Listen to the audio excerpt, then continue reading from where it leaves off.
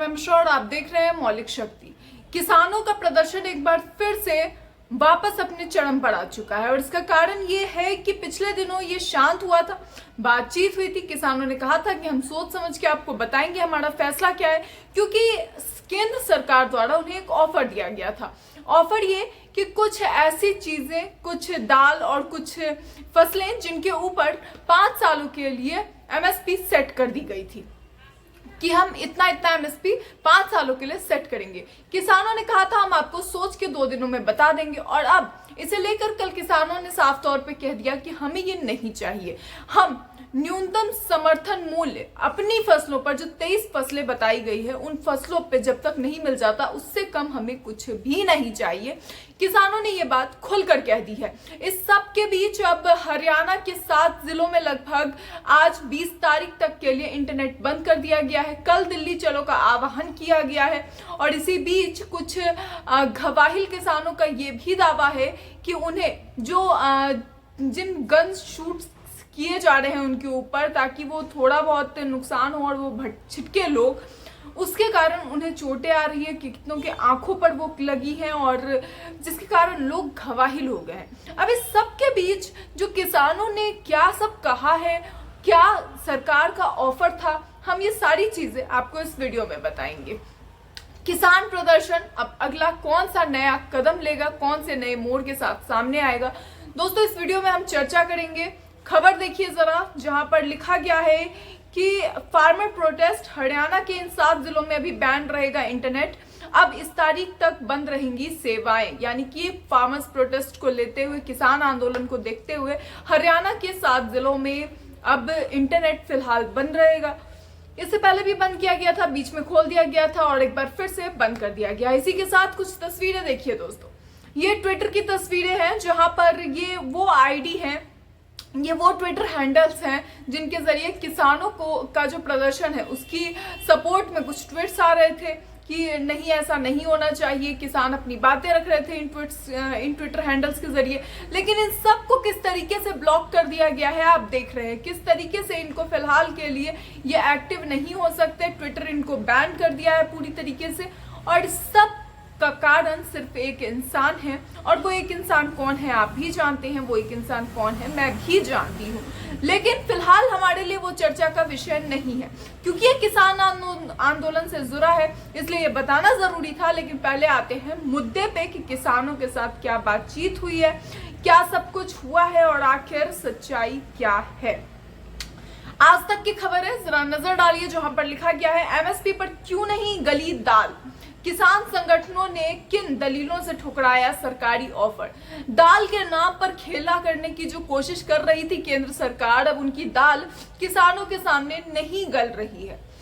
आखिर उनकी दाल क्यों नहीं गल रही है, जरा देखिए, जहां पर लिखा गया है कि सरकार के ऑफर को खारिज करते हुए किसानों ने कहा कि इसका फायदा तो उन्हें नहीं मिलेगा, उन्हें ही मिलेगा जो क्रॉप डाइवर्सिफिकेशन को अपनाते हैं। लेकिन सभी किसानों के लिए ऐसा संभव नहीं है, यानी कि जो क्रॉप डाइवर्सिफिकेशन को अपनाते हैं सिर्फ उन्हीं किसानों के लिए ये फायदेमंद है जो सरकार लेकर आई है। ये खिलौना उनको पकड़ाने की कोशिश की जा रही है ताकि वो अपना प्रदर्शन जो है वो खत्म कर दे, और कुछ भी नहीं है। उनके लिए किसी भी फायदे का सौदा नहीं है। किसानों ने साफ तौर पर कह दिया है कि इसके हिसाब से चलना संभव नहीं है। अगर कोई किसान मूंग उपजाता है तो क्या होगा, मूंग पर तो फिर एमएसपी नहीं है ना। किसान नेता डल्लेवाल ने इसे लेकर कहा कि सरकार 1.75 लाख करोड़ का पाम ऑयल खरीदती है, यानी कि पाम ऑयल जो है वो 1.75 लाख का कम से कम सरकार खरीदती है। उन्होंने ये दावा किया कि इस रकम में तो सभी 23 फसलों की एमएसपी की गारंटी मिल जाएगी। ये जो रकम है इसमें तो सबकी गारंटी मिल जाएगी, ये किसान नेता डल्लेवाल का कहना है। पिछला उनका एक बयान आपको याद होगा दोस्तों, जब उन्होंने ये कहा था कि जो सरकार है वो अब नीचे आएगी, उनकी छवि और नीचे लानी जरूरी है। उन्होंने ये बात इस तरह से कही थी कि अगर वो काम नहीं करती है और उनकी छवि नीचे आ रही है, किसान आंदोलन के जरिए ही आ रही है, तो इसी बहाने सरकार को कम से कम डर तो होगा कि उन्हें सरकार किसानों की बातें माननी है। लेकिन उसे किस तरीके से दिखाने की कोशिश की गई थी आपको याद होगा दोस्तों।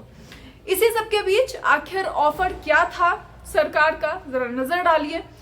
अब अब एक बार फिर लौटते हैं सरकार के ऑफर पर दोस्तों।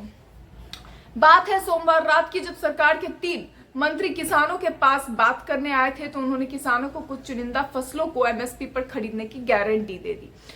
केंद्रीय मंत्री पीयूष गोयल ने किसानों के साथ वार्ता के बाद कहा कि जो किसान अरहर दाल, मसूर दाल, उड़द दाल पैदा करते हैं या फिर कंटेनर उपजाते हैं या फिर मक्का पैदा करते हैं, उनकी सभी उपज को सरकार गारंटीड एमएसपी पर खरीदने को तैयार है।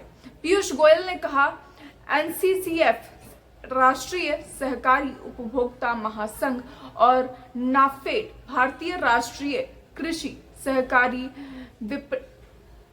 विपणन महासंघ जैसी सहकारी समितियां उन किसानों के साथ अनुबंध करेगी जो अरहर दाल, उड़द दाल, मसूर दाल या मक्का उगाते हैं। अगले 5 वर्षों तक उनकी फसल एमएसपी पर खरीदी जाएगी। इसके साथ ही अब देखिए कि आखिर किसानों ने इसे लेकर क्या कहा था। साफ तौर पे सरकार का ऑफर आप समझ रहे हैं कि कुछ अरहर के दाल, मसूर के दाल ले लीजिए, उड़द दाल ले लीजिए, ये सब जो पैदा करने वाले किसान होंगे उनको एमएसपी मिलेगी, गारंटीड एमएसपी मिलेगी। मक्का पैदा कर रहे हैं या फिर कॉटन उपजाते हैं, उन लोगों को मिलेगी, उन्हें खरीदने को तैयार है सरकार। लेकिन जो दूसरे फसल हैं उनकी कोई गारंटी सरकार नहीं ले रही है। साफ तौर पे इसे लेकर किसानों ने अभी अपना तर्क रखा, किसानों ने अपनी बात रखी। संयुक्त किसान मोर्चा गैर राजनीतिक के नेता जगजीत सिंह ढल्लेवाल ने इसे लेकर कहा है कि केंद्र के इस प्रस्ताव में कुछ भी नहीं है, केंद्र का ये प्रस्ताव जो है वो बेकार है उनके हिसाब से, हम इसे खारिज करते हैं। इसे खारिज कर दिया गया किसान नेता ढल्लेवाल के द्वारा। ढल्लेवाल ने कहा कि चौथे दौर की वार्ता के समय केंद्रीय मंत्री ने किसानों से कहा था कि अगर सरकार दल पर एमएसपी देती है तो सरकार के खजाने पर 1.5 लाख करोड़ का खर्च आएगा।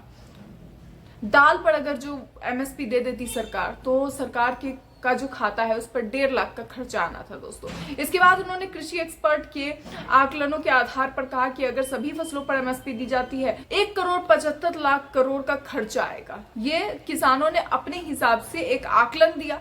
ढल्लेवाल ने कहा कि सरकार इतने करोड़ का जब पाम ऑयल खरीदती है तो कई लोग इस तेल की वजह से बीमार हो रहे हैं, इसके बावजूद इसका आयात किया जा रहा है। अगर इसकी जगह हम ये एमएसपी की गारंटी दे देते हैं हमें, तो सरकार पर कोई भार भी नहीं पड़ेगा। यानी जितने का पाम ऑयल सरकार ये कर रही है, इंपोर्ट कर रही है, आयात कर रही है, अगर उसकी जगह सरकार किसानों को उनकी फसलों पर एमएसपी की गारंटी देती है तो सरकार को ना ही कोई घाटा होना है, ना ही उन्हें कोई नुकसान होगा। सीधे तौर पर जो पाम ऑयल आ रहा है, इंपोर्ट हो रहा है, उससे कुछ खास असर नहीं पड़ता, बल्कि लोगों की हेल्थ डिटोरिएट होती है, ये किसानों का कहना है। तो ऐसे में अगर उसके आयात को बंद करके हमें एमएसपी की गारंटी दे दे हमारी फसलों पे, तो हमारी बात भी रह जाएगी और सरकार को कोई घाटा भी नहीं होगा। इससे देश के किसानों का भला होगा। लेकिन क्या कहना चाह रही है सरकार, वो सरकार ही समझे, क्योंकि सरकार कुछ ऐसी चीजों पर एमएसपी की गारंटी दे रही है जिसकी खेती हर कोई करता भी नहीं है। हर किसान इन चीजों की खेती नहीं करता है। ये उन किसानों के लिए सही है जो डाइवर्स वे में अलग अलग चीजों की खेती करते हैं, लेकिन हर किसान की खेती इन चीजों की नहीं होती। मसूर दाल की ले लीजिए, कॉटन की ले लीजिए या फिर अरहर दाल की ले लीजिए, जरूरी नहीं हर किसान इन चीजों की पैदावार करे। और ऐसे में इन चीजों पर एमएसपी की गारंटी किसानों के लिए बेफायदा थी, बेकार थी। ऐसे में अगर किसान अपनी बात को रखते हुए इन मांगों को, इन शर्तों को खारिज कर रहे हैं, तो आने वाले समय में 21 तारीख के लिए एक नया चैलेंज, एक नई प्रतियोगिता किसान सरकार के लिए सामने खड़ी कर रहे हैं। वो सरकार को सीधे तौर पर कह देना चाहते हैं कि 2024 से पहले आपकी छवि गिराना हमारा मकसद नहीं है, बल्कि हमारा मकसद ये है कि आप कम से कम अपनी छवि को बचाने के लिए ही हमारी बातों को मान लें। दोस्तों, क्या लगता है आपको, सरकार इस खारिज फैसले के बाद भी इस तरह की कोई बात लेकर फिर से सामने आ जाएगी, या फिर किसानों के जो एमएसपी की मांग है उसको गारंटी देगी? खैर, मोदी सरकार की गारंटी बड़ी मशहूर है। देखते हैं कि ये गारंटी कब तक किसानों को मिलती है। इसे लेकर आपकी क्या राय है, अपनी राय कमेंट बॉक्स में जरूर बताएं। ऐसी और खबरों के लिए देखते रहिए मौलिक शक्ति।